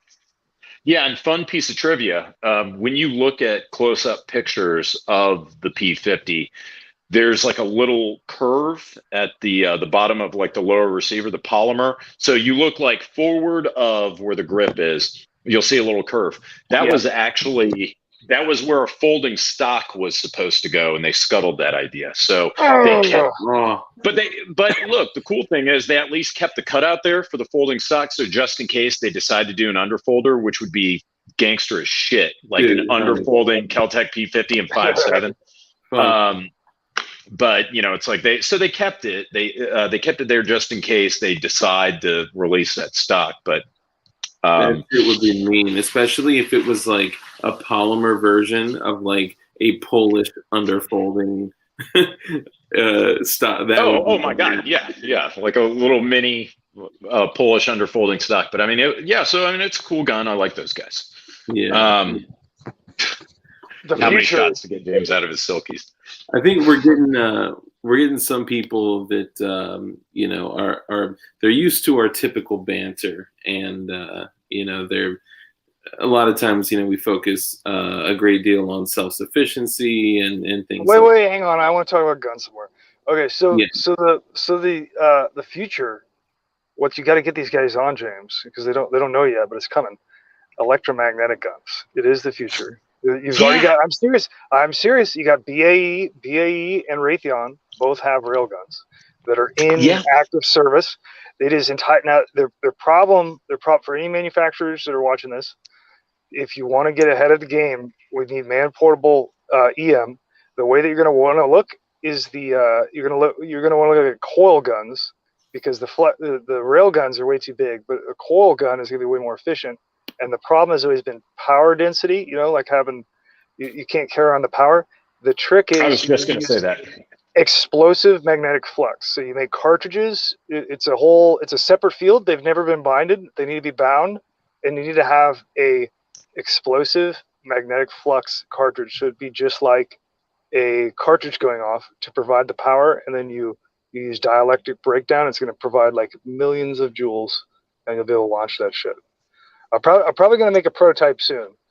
Probably like in the next 2 years, I'll be able to do it. I'm getting through theory right now, and like testing components. But any manufacturers watching, I'm serious. You're going to see it. You're going to see it. You might as well get ahead of the curve. Seeing what Dugan has been able to do with like printer motors he's taken off of shit from the side of the fucking road. Any manufacturer listening to this, take his word for it, because this dude is legit. Well, and that's kind of related to something I was thinking about, where it's like, you know, again, I don't want to go too far down this road, but I figure you guys would appreciate it because, you know, I don't get to talk politics by design on my own channel. One thing that's always funny to me is whenever people think that like Benjamin fucking Franklin did not think that the firearm was going to advance past a fucking musket. Yeah, like, you know, it's like, well, you know, if the founding fathers only knew that AR-15s, it's like, Jesus Christ, you're telling me like some of the smartest human beings like of the time had no goddamn clue that you were going to have semi-automatic cartridge-based firearms or fucking laser guns. Ben Franklin had the first Western workable theory for electricity. Like, it was simultaneously discovered. So he discovered it in parallel, and he had his own. And his concepts were so preliminary they were kind of like not correct, but they were backwards, like in terms of electron flow. But he understood electricity before anybody. Benjamin Franklin also invented fire departments. So Benjamin Franklin like straight up was like, hey, all the houses are burning down. Maybe we should like get together and have a powwow and talk about how to stop that. And they made a regular meeting, and that's how fire departments got created. Smart dudes. Yeah. So, Yeah, right. So, I mean, it's like, it's just funny to me that that's always something that you hear where people are like, well, the founding fathers had no idea that you were going to be able to. They had automatic shit back then. Yeah, they had crank Gatling guns. They had, I mean, we could say the same shit about the First Amendment. Like, guys, well, we had no idea that, you know, 4 guys in different states could stream on. So this whole, you know, just explosion of the First Amendment, this is just getting too wild. We have to regulate that. Well, they are. But Lexington and Concord was about cannon powder. You know, it was about powder stores. So, like, people had cannons, privately owned cannons that were capable of, you know, you could shoot them at a fleet or whatever. You shoot them right at the King's Crown if you wanted to. And that's what Lexington and Concord were about. You know, getting control of the powder stores, the ammunition stores. Cannons, bro. Cannons. We ain't got no cannons now. I'm going through these comments. So my man John P.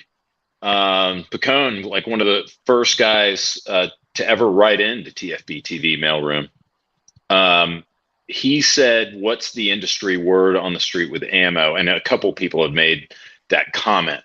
Like, Federal is one of my sponsors. They tell me absolutely goddamn nothing. Now, my boy Mark the Ruiner, who is like, maybe you guys have seen him on TFBTV, maybe not, but he's my prepper buddy, like my official prepper buddy.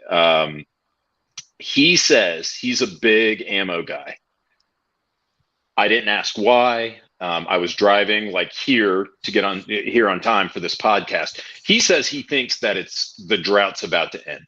I don't believe him, but all I'm saying is, you're asking what the scuttlebutt is for manufacturers. All I can give you is rumor and innuendo from my buddy Mark the Ruiner, who monitors this stuff religiously. James, do you think that there's any possibility? I mean, I know that it's obvious that everybody is buying huge amounts of ammo right now. Okay, so granted, that is the case, but set that aside. Are there people privately buying ammo to create the scarcity for some kind of ulterior? Look, and I wanted to say this generally speaking before we even got into this, because you guys talk about, you especially Dugan, like some wild ass shit on here. And like, for me, I appreciate it. Have you heard anything about that? Have you heard? No, I haven't. And did you guys ever watch that Federal, like the video from Federal's president, where he's like, no, oh my God, I love it. I mean, it's almost like a skit from Saturday Night Live. I fucking loved it. Where he's like, he's walking, he's wearing his like conservative shirt, and he's like, oh yeah, everybody's been asking about the ammo, and you know, the thing is, you've got all these new shooters, and we're cranking out the ammo as fast as we can, and there ain't any fucking warehouses. There are no secret warehouses where we're stockpiling. It's like, whoa, who said anything about warehouses? Wait, I didn't say anything about warehouses. You brought up warehouses. Are there warehouses? You know, it's like that shit cracked me up. Like and then you watch the video and he like doubles down on it. And he's like, yeah, anyways, yeah, here are union workers, all good Americans, hardworking Americans here, been working here multi-generations. There are no warehouses, by the way. No warehouses where we're stockpiling ammo. And he's like, dude, chill the fuck out, okay? Now I think there are warehouses. Yeah, that's my first thought. It's like when you're a kid and like when your parents walks in your door and you're like, nothing, you know, or like you get home and you're like, hey babe, just want to let you know I was definitely not cheating on you. Just to throw that out there. Yeah. Like, what would she think? What would the first thing? So I think that ammo is a commodity. And I think like if I had enough liquid income, I would just buy piss loads of ammo. I don't think that that's so far-fetched. Of shit that you've said, far-fetched over here, rational and normal right here, that one's about like over here. So James, what you're saying is the U.S. dollar needs to be backed by ammo. Dude, why couldn't it be? Might as well. It'd be better than what we got now. Everywhere else in the world. But yeah, I mean, and related to that, here's something I'm going to go off just because I brought up Mark the Ruiner. I talked like really, really early in this about divorcing firearms from politics. And that's like ultimately my goal with TFBTV. And that's always been the mission of TFB. People are always like, yeah, man, how come you guys don't do politics? And they treat it like it's a goddamn like MCU boss fight or something. Like, here comes you've got Tim from Military Arms. For me. You got Tim from Military Arms Channel in there. And what's up? What? Doug? Did you guys lose me? There we go. I thought you were just holding really still. You're good. Okay. All right. Am I back? You're good. Yeah, you're back. You're good. Point is, what I'm trying to say, it's like people think that for some reason you already have a lot of people who are better at doing politics than TFB TV. You have a lot of people who are really good at it, who have a massive audience, a lot of people who are better at it than we ever could be.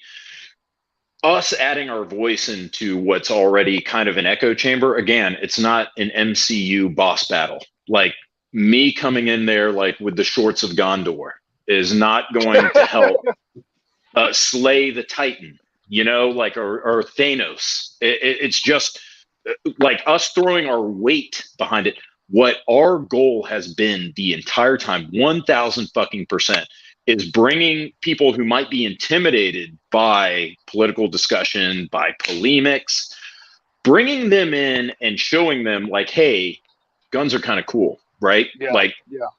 Come in, check it out. I mean, even if it's from strictly a consumer angle, right? You have people who are like, oh man, you know, like there are these minorities that just moved in down, you know, like, or whatever. Like you had BLM, you know, at the beginning of the like last year, and people were freaking out about that. So, you know, people are doing research. They're online. They're like, you know, what can I buy? And even if it's taking a consumer angle and appealing to them and showing them, hey, look, like guns are cool and they're not for people that you typically associate with guns. Like, you know, it's it transcends politics as it ought to. So that's always been the goal, and I just wanted to share that. And it's very noble too. It's a very noble thing because you have to have every angle that is going to be effective to keep, you know, human, like these are human rights, and you got to keep them alive because they're trying to be, you know, people are trying to take them away actively, and you know it's completely necessary. There are there's plenty of politics stuff out there that is going to be centered and focused around that, and when you split your initiative between two things, you can't do either one of them very well. I would say, like in my opinion, if it's worth anything, is that, you know, for any person that would like be critical of that, the best way to avoid any criticism would be to be as passionate as you can about guns, and then that will supersede any kind of, like, you know, when you speak, when you always connect to your heart about a topic, and really go for the gold there, you know, like primally, as opposed to like you know, just, you know, like sell out commercialism. And no, Dugan, you're right. Like you're right, know? And we're there. Like we're this close. We're like 980,000 subscribers. Like we're this close, and it's just because it's like I think people have seen that it's like we are passionate about guns, and again, like it does, like I don't really care that much about criticism. It does. Not a lot of things get to me, but I do feel bad when I see somebody. They're like, "Hey, man, like I feel like you're turning your back on gun owners by not." But it's like, no, dude, it's the opposite. Like we're taking a different angle than everyone else, and we're trying to bring more people in, and we're trying to divorce guns from politics. And my example, Mark the Ruiner, my prepper buddy, I asked him the other day. It's like, you know, I'll go to his house, have a few beers, whatever. And I'm like, where's your recycling? And he's like, fucking recycling. You know, like, what are you talking about? It's like, dude, you know, we live in New Orleans. Recycling's free. They give you a bin. You know, why would you not recycle? And I'm sure you guys may have a conspiracy theory already ready to go. Why would you not turn your plastic into gas? Yeah, we recycle through pyrolysis. Why? But it's like, why would you not recycle? And he's like, oh, well, hippies recycle. And it's like, and I'm like, dude, don't you see that that's the fucking problem on the other side? Is it's like, what is your problem with guns? Oh, well, it's got the shoulder thing that goes up. It's like, you have no fucking clue what you're talking about. What you're trying to say is you just don't like gun people. Dude, and it's like, don't be like, look at the pragmatism of it. Like, look at the practicality. Dude, recycle, don't not recycle. Like, you have no reason to not recycle other than you just don't like the people that do recycle. You have no reason to not like guns other than the fact that you don't like people who like guns. Yeah. So that to me is like something that right here, near and dear. So, I mean, just like you guys are saying, I'm echoing, but it's strictly keeping, you know, the anyone right of center is, you know, open to guns or has guns, uses guns, shoots guns, whatever. It continues the bifurcation of our country. It is divisive. It keeps those, you know, people that may have different There beliefs we go, Dugan. out. Thank you. I'm so glad you're coming. Honestly, I thought that James was going to come on with a total disguise. And I said this, of a beanie, glasses, and a fake beard, like all up in the camera, just to kind of match. Well, look, I just wanted to say that, you know, not only do I recycle, but I also steal people's trash. Okay, so I go way above. I know you guys do. Hey, I go in my area. I go to the houses that are, you know, $1 million and up, and the shit that they throw. I saw a fucking like $1,000 wine refrigerator just sitting out and said free on it. And I was like, if that bitch wasn't 400 pounds, I swear to God, I don't drink wine. Yeah, my position on, like, you know, people like when I started coming back, whatever you want to call that, basically like being a wild man ranting on the internet, I took a lot of flack for it, but it's so the stuff that I was saying was really crazy, but also the parallel reality, which is the thing that I was saying that everybody should fucking look out for, is also batshit crazy, and it happened. And so like my perspective on you know, my personal perspective on like the environment that we're in as a world, not just a nation, is that all these divisive identities that people have are entirely fake. Like, they're created and invested into with heavy resources to create them and maintain them, and that people like if left to their natural state are incredibly, you know, they're not aggressive. They don't start conflict. They spend energy to avoid conflict and to come to agreeable terms that are logical and good for everyone.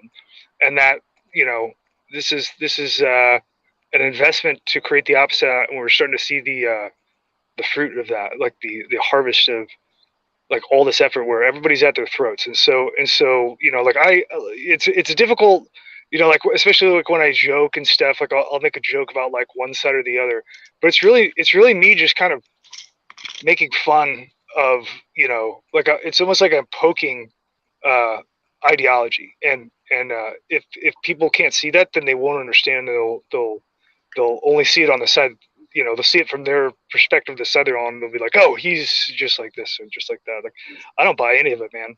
I think you're all polished brass. Yeah, sure. No. And look, and Dugan, I totally agree with that. And it's like, I feel like, you know, of course I think we've known since like the 2000 elections that we've had the media like essentially for views, like pitting people against each other. But by the same token, I would really encourage everybody out there who's like a gun owner, who's conservative, right wing, however you self-identify, like take somebody that that you don't identify with, who maybe is not a gun person, like be fucking kind to them. Maybe, you know, strike up a conversation with them. Maybe someday bring them to the range. Like right now, the ground is fertile. Like we have all these new gun owners. Tons and tons of new gun owners. Now is our time to strike. Like, it's not our time to be polarizing, to be like, hey, Second Amendment, fuck you. We can do whatever we want for now.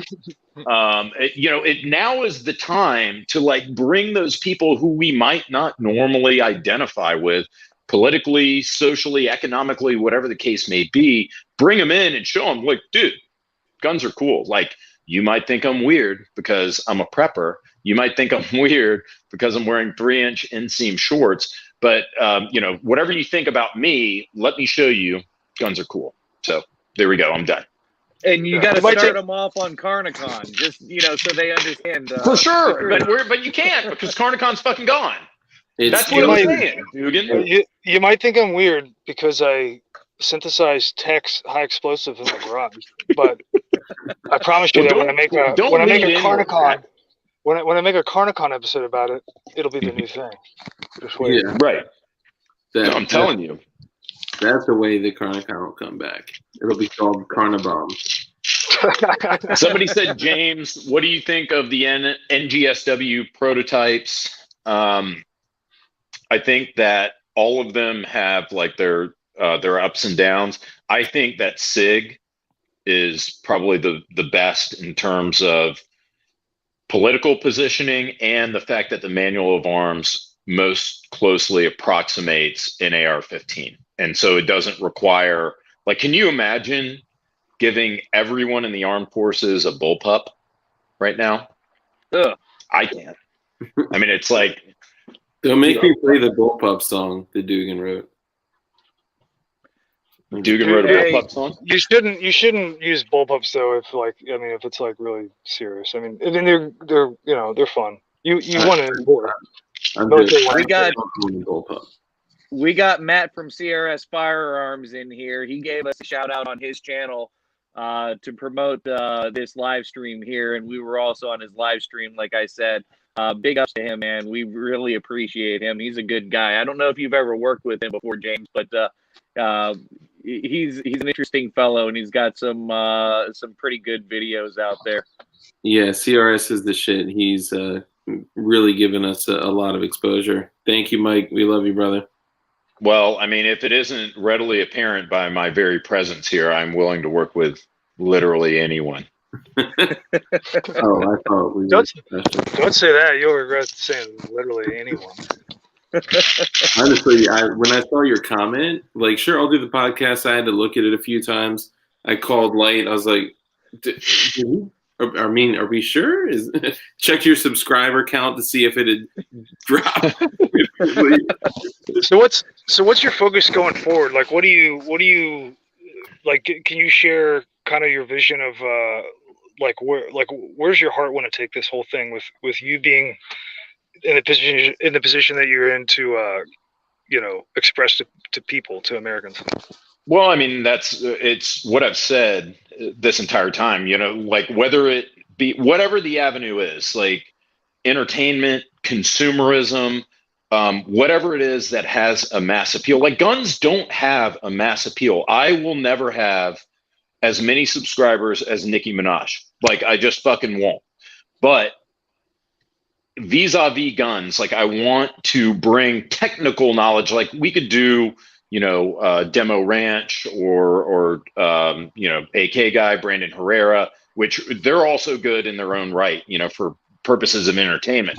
But I'm trying to make the technical aspects of firearm ownership, and like that, we'll do like some entertainment here and there, but I'm trying to make it accessible to everyone. I want somebody to look up like best gun to defend myself with, and like it'd be a TFBTV video, and me not leaning into it and being like, first of all, let's talk about the state of politics, and it's like turns them off because they're socialists everywhere.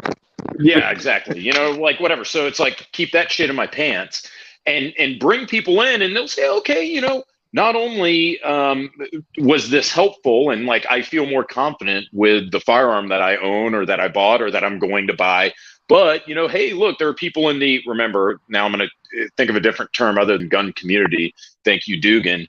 But there are people in the gun community who aren't fucking they don't fit within my stereotype, where I have this cognitive dissonance about gun ownership. Like, that's what I want. I want people to I want to be the gateway. Like, I want to bring them in and I want to like them to realize like guns are cool. And then at that point, when they get invested, that's when they're willing to fight for it, you know, like that's when, or at least ignore it, you know, like, oh, this person wants to pass an assault weapons ban.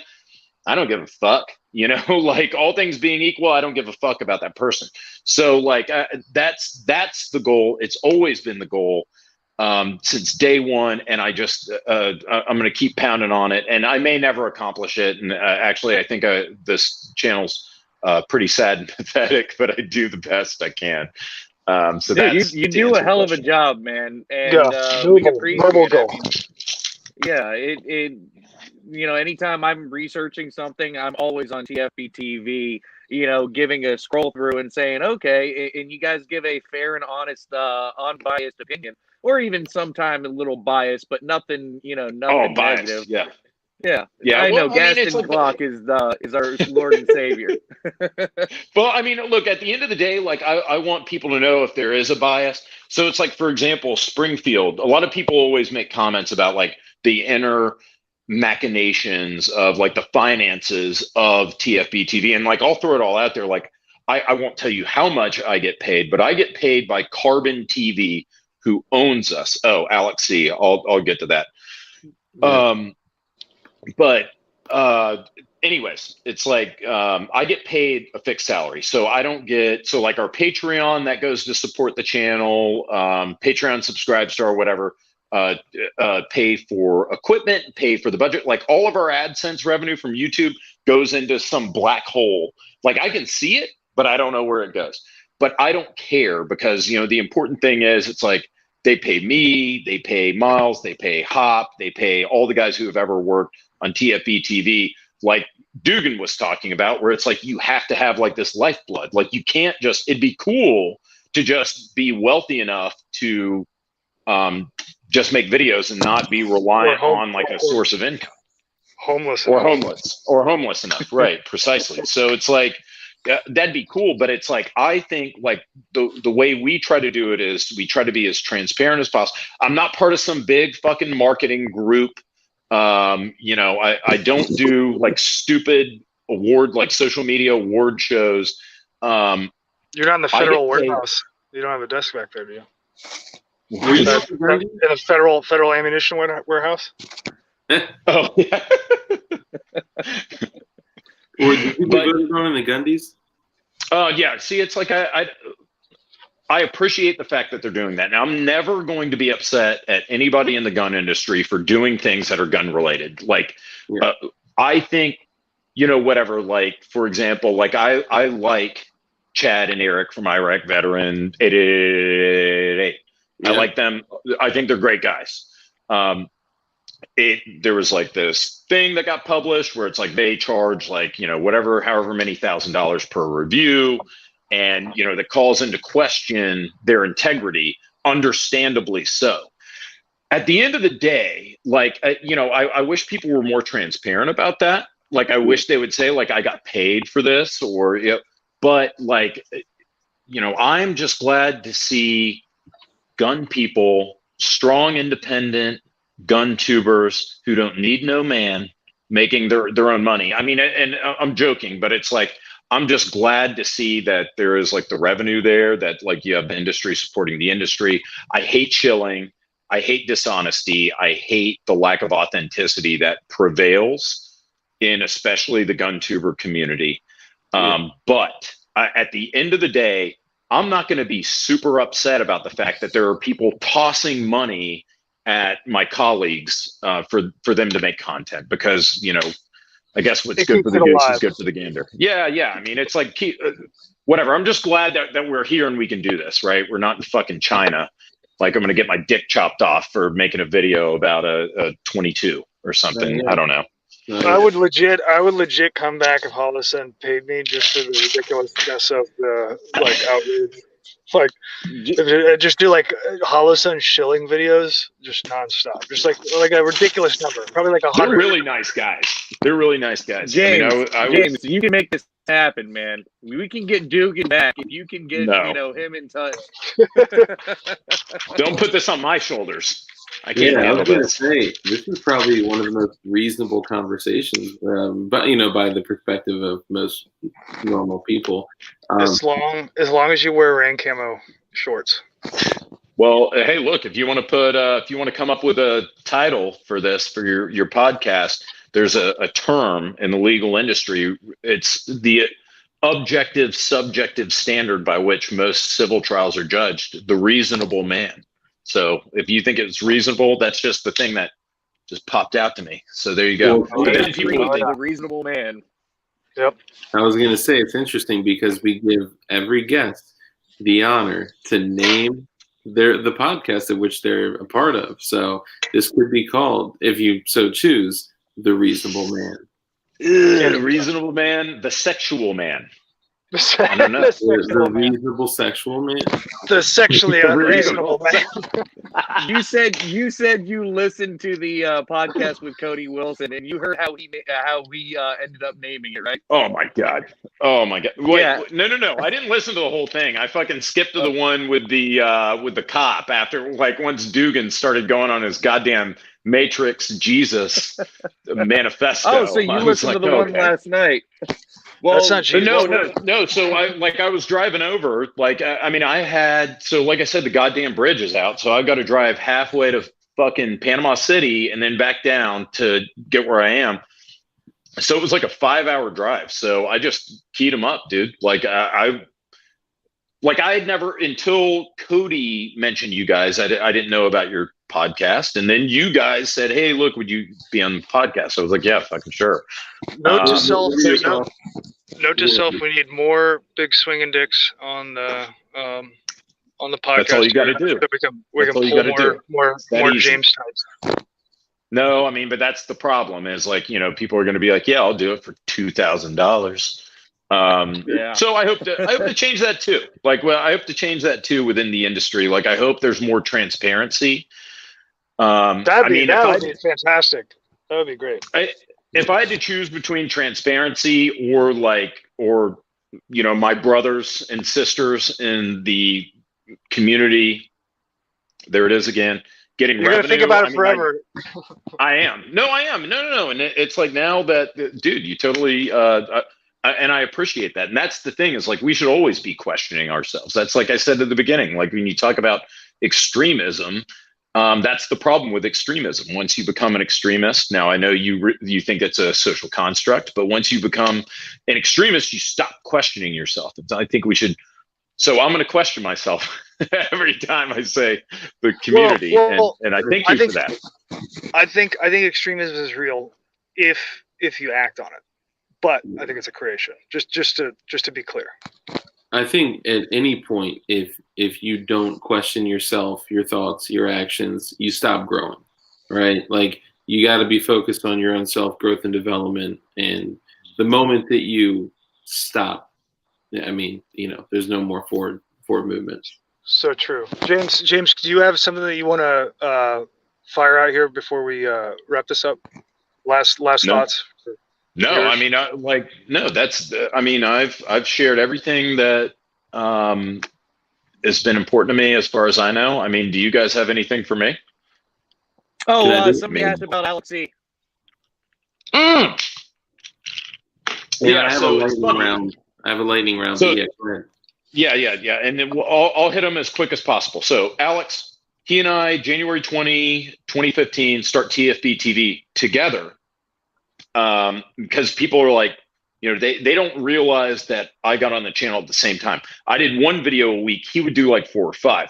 Alex did have the resources where he did not have to worry about like shilling. So it actually was a huge boon to TFBTV because Alex didn't have to worry about showing up for a job, more or less. And he had like his dad's multi-million-dollar machine gun collection. So that actually like boosted us. We got 100,000 subs the first year, easy. And then he did it. Then all of a sudden he resigns one day. Doesn't say anything to me, which was weird because we co-founded the channel. Doesn't say a goddamn word to me. I hear about it through my boss at TFB. And my boss at TFB is like, tell people that he wanted to race cars or something like that. So I'm like, okay, that's what I'll say. Then like I don't hear anything from Alex. It was totally weird for like almost a year. And then like a few months later, he reached out and was like, hey man, yeah, like, sorry. He was like, it was just taking guns and making it not fun. It was a job. Like it became a job and not fun for me anymore. He got burnt out. Like that's what happened with Alex. So there's this whole car thing, like whatever, that was bullshit. But it's like, yeah, Alex is my boy. Like he's gotten married. Like he's moving on. He's probably gonna have kids soon. He actually called me to consult for. He had a case in Texas that I helped him out with. But yeah, he just got burnt out, man. But I mean, fortunately, like as far as I see it, I'm in for the long haul. Like I enjoy this. I enjoy almost every aspect of it. So here I am. Was Alex involved in the Houston riots? Is that what that case is about? Certainly. No, it was like somebody stealing a fucking one of his, like his dad owns Cap's van rental in like Texas and a couple other states, and it was like somebody stole a fucking car and used it in a van used it in crime or something. So like he just called, like we had a conversation for about 30 minutes, like caught up, whatever. So yeah, unfortunately, yeah, missed the dude. Would have been great. I mean, we would be huge swinging dicks if he were still on the channel, but it is what it is. I get it. Like he got burnt out, whatever. I got a question for you. You said that you do firearms pistol training. Yes. You're an instructor. And yes. I know you've interviewed Clint Smith before. Yes. Do you teach them shoot them in the groin technique? I don't. Look, the thing I focus on, again, is, look, I go over the curriculum at like the NRA curriculum, which is what you're required to teach in Louisiana. I want to make sure that they know the mechanics. I want to make sure that they know the law. I want to make sure that they can actually pass like the shooting portion of it. I don't give like tactical advice. It's like you're already there for one day.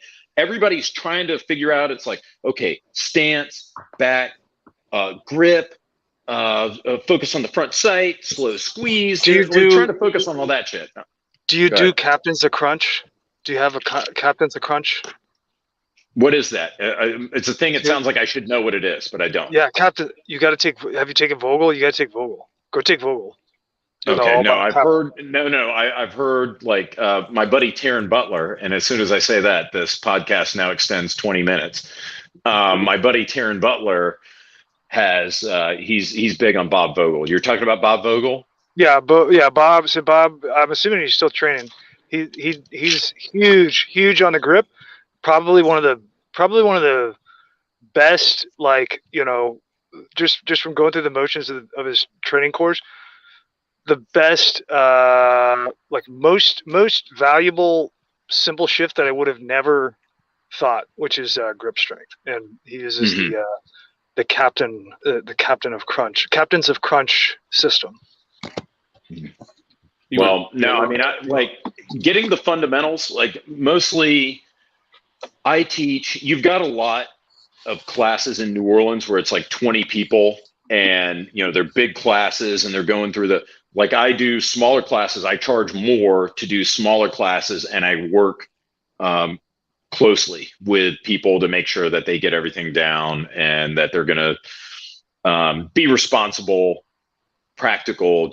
Really, again, manipulation is such a big thing. Like people, the law you can teach in an afternoon, how to actually hit a target you can teach in an afternoon, like actual manipulation. How do you know the gun's not in safe? How do you know that there's a round in the chamber? Like shit like that, people, it fucking goes over their head. Like, yeah. So for sure. Anyways, I'll get off. It's like, it's so simple, it's complex, and it just takes rep. Well, I think firearm owners get stuck with like the how do I reach ninja level when there's nothing outside of fundamentals, right? Like it's like like basketball, whatever your sport is, like all it is fundamentals. And when you train the fundamentals, it's mastering the fundamentals, and that's it. It's like, I don't know sports, right? I'm not a sports guy. A lot of my friends say, Mark, the only reason we know like you're not gay is because you like guns. And I guess what's his name? I'm gonna forget. The guy that says like, this is a football. This is how you put socks on. This is, you know what I mean? Like, it's the basic ass shit that you got to start with. And what Dark is saying is that when you guys show up to your next classes, all the viewers here, you need to have Captain's of Crunch crunch bars on your belt and a Korg metronome attached to your belt with the earbuds going into your headset. Yeah. Like wear it like a necklace. But I know you guys probably want to wrap this up. I mean, my wife's 4 states away, so I got all the time in the world. But we need to wrap it up. But I will say, it's just everyone out there, be good ambassadors. Like, that's all I want. Just bring more people into the. Oh God, see the C word. I know it takes time. You know what I'm getting getting at. You know I do what it I'm too. getting at. I do it too. It's like, don't be the person who doesn't recycle just because hippies don't recycle, because there's somebody on the other side who's like, I don't like guns just because conservatives like guns. Don't fucking be that guy. Like, it's a two-way street.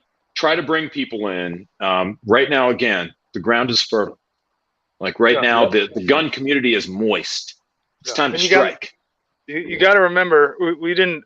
This country wasn't founded with conservatives or socialists. That is all recent stuff. All these people, regardless of your ideology, all these people are living, breathing Americans. No matter how lost everybody is, we are all Americans, and that's like what we really need to hold close to get through what's coming up.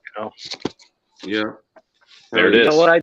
I think that's the perfect note to end on. James, brother, thank you so much, man. This has been an honor, man. Really. No, dude. I'm glad to be here. Like, I had a great time. Thanks for having me. Totally. Yeah, thank you so much. Yeah, man. You rock. Appreciate it. All right, how do I turn this thing off? Name the episode? No, just leave the webcam on. Don't worry if it's still on. Yeah. Don't mind the little light. That's the couch I sleep on. This place is small. Put your camera in the bed. Put the phone in the bed. All right. Hey, have a good night, guys. See you guys. All right. You want to land on, James? All right. Reasonable man it is. All right, y'all. You have a good night. Later. All right. Later.